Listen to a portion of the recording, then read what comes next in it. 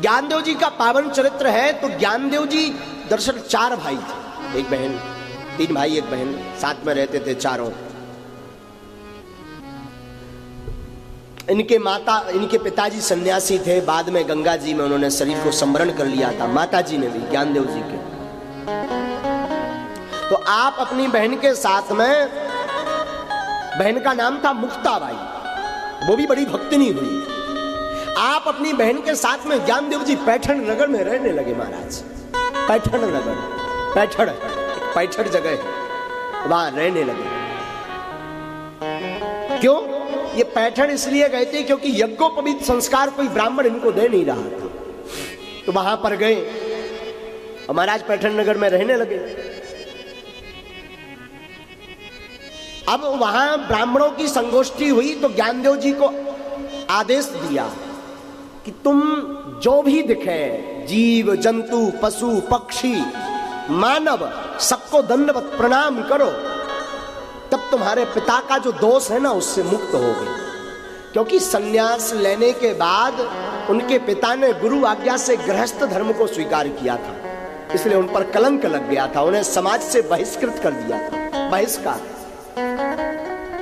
महाराज उस दोष को मिटाने के लिए ज्ञानदेव ने ब्राह्मणों की बात मान ली और जो दिखे उसी को प्रणाम करें।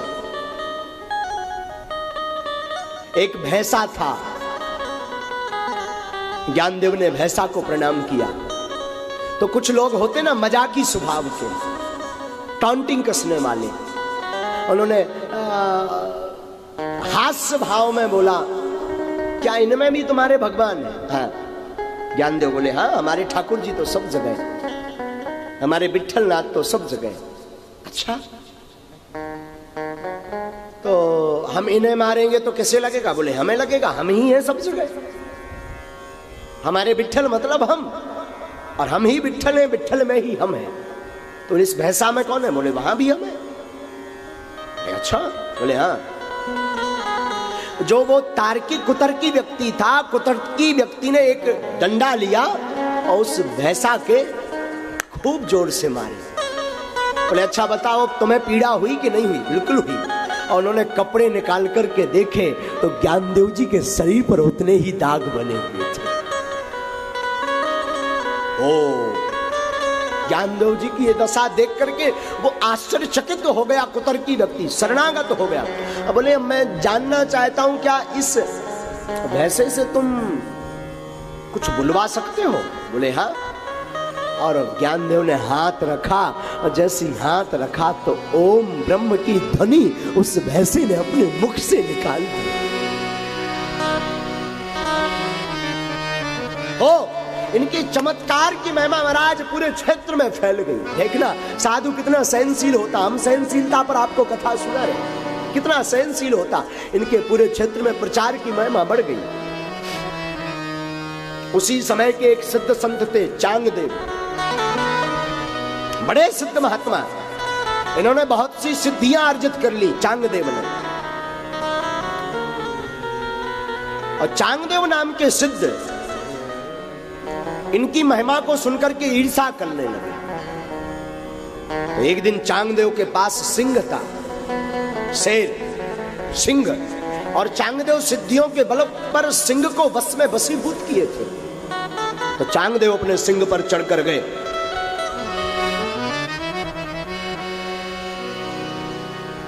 तो चढ़ करके गए, हजारों शिष्यों को लेकर गए चांगदेव और खबर पहुंचाई कि जाओ हम मिलने आ रहे ज्ञानदेव से।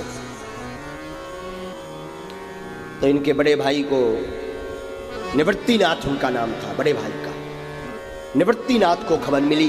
तो निवृत्तिनाथ ने कहा ज्ञानदेव से कि ज्ञानदेव बहुत बड़ा महात्मा है, अब वो मिलने आ रहा तो वो हमारा अतिथि है, अतिथि देवो भव, हमें उसका स्वागत करना चाहिए, चलो स्वागत कराओ तुम।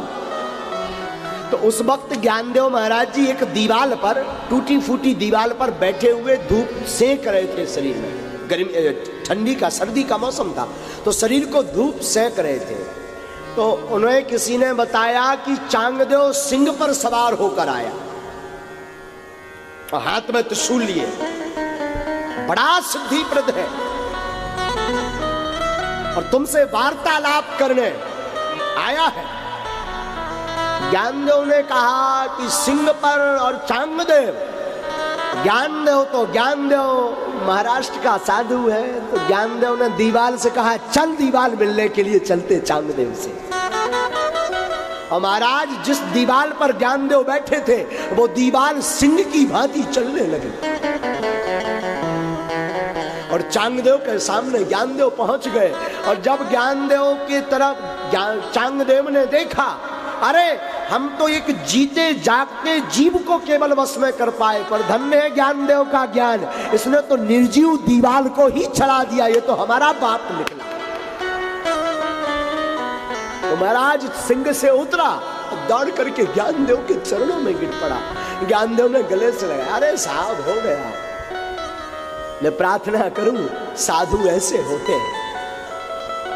साधु चमत्कार का नहीं, नमस्कार का नहीं, साधु तो केवल भक्तों का भूखा होता है।